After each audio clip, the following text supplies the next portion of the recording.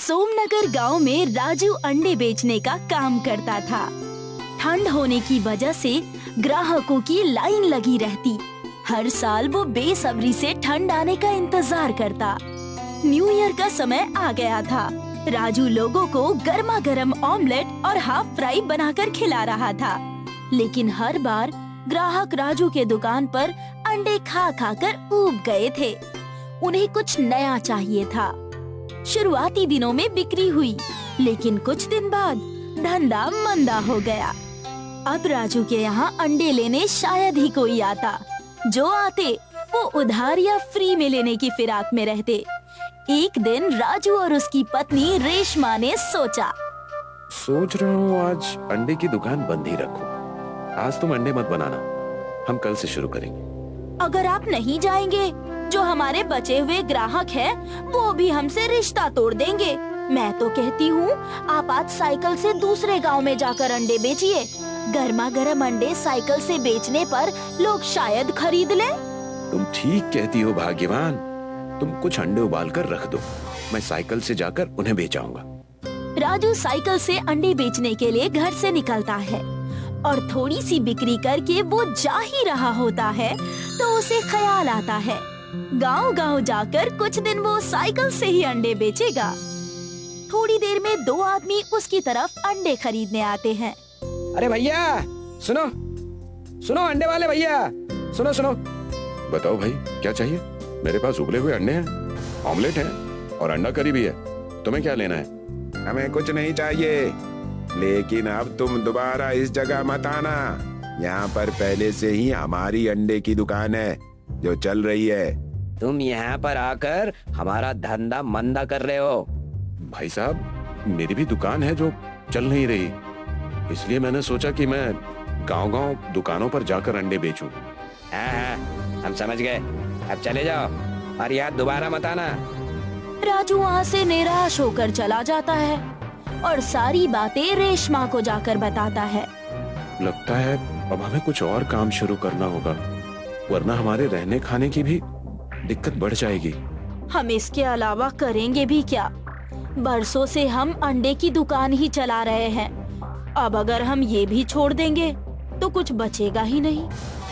राजू उस दिन निराश होकर सो जाता है और कोई तरकीब लगाने की कोशिश करता है। सुनती हो? अरे कहाँ गई? जी आई।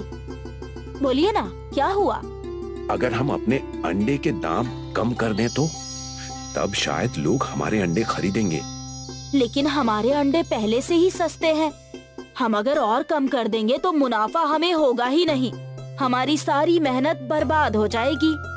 राजू और रेशमा दोनों अपने अंडे के व्यापार को आगे बढ़ाने की सारी तरकीब सोच लेते हैं, लेकिन इसका कोई असर नहीं होता।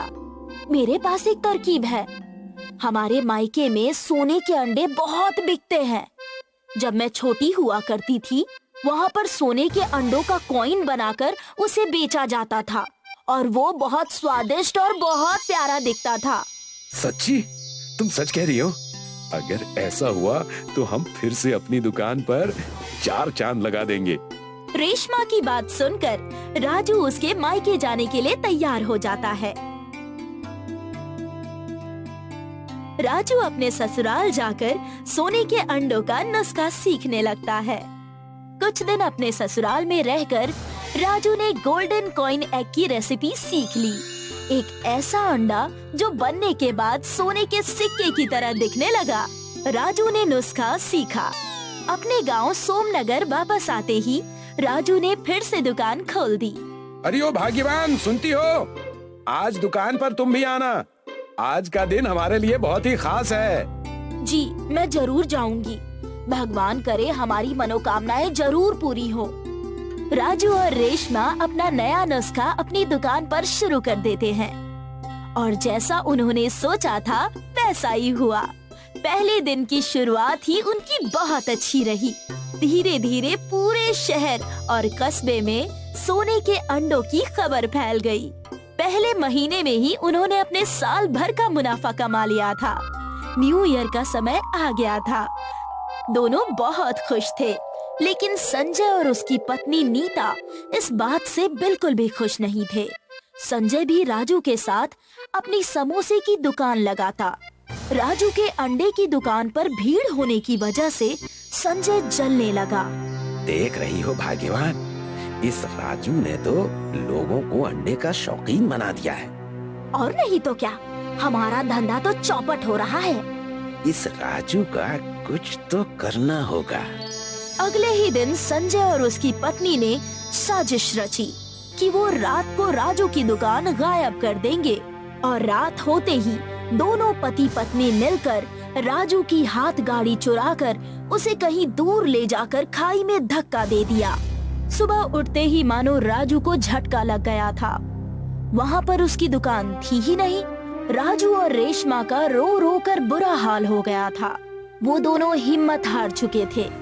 दोनों रुआसा होकर घर आ गए। राजू कहने लगा, ये हमारे साथ क्या हो रहा है? भगवान हमारा सुख। अभी कुछ भी नहीं बिगड़ा है। हम अभी भी अपना व्यापार फिर से खड़ा कर देंगे। हर अच्छी चीजों पर नजर लगती है। एक तरफ राजू और रेशमा परेशान थे, दूसरी तरफ संजय और नीता दोनों बहुत खुश थे। उनका समोसे का व्यापार बहुत बढ़ने लगा। राजू और रेशमा सारा माजरा समझ गए थे। उन्हें पता चल गया था कि हो ना हो इसके पीछे संजय और उसकी पत्नी नीता का ही हाथ है। अगर हम फिर से अपनी दुकान खड़ी करने जाएं, तो इसमें समय और पैसा दोनों लग जाएंगे और तब तक ठंड का मौसम खत्म हो जाएगा। क्यों ना हम अपने घर पर ही अपना व्यापार शुरू कर दें?